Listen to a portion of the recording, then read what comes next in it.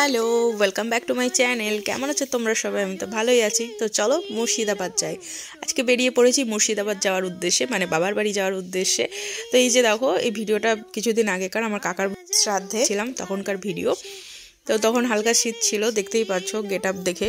আর তাছাড়া বাইকে বাতাস লাগে বলে আমরা জ্যাকেট ট্যাকেট পরে গিয়েছি। আর চারপাশ দেখো কীরকম রুক্ষ সুক্ষ, শীতকাল এলেই এইরকম রুক্ষতা চলে আসে চারিপাশে।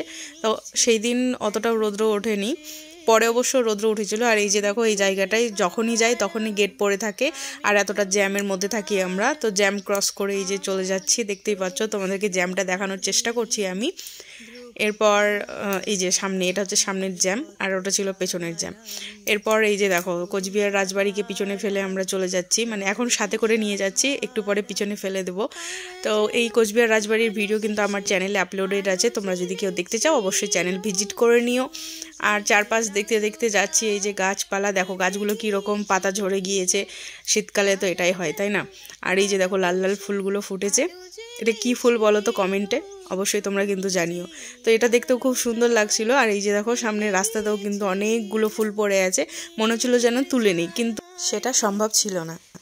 যাই হোক, তো এখন এই যে দেখো রেড লাইটে পড়ে গিয়েছি। এইখানেও আমরা যতবার যাই Cooch Behar station, new Cooch Behar station, ততবার এখানে রেড লাইট দেখতে পাই।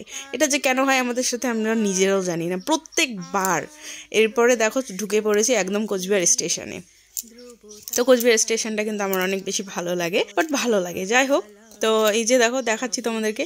আর স্টেশনটার বাইরেটা এত সুন্দর দেখতে, দেখো একটা ভিনটেজ ব্যাপার আছে।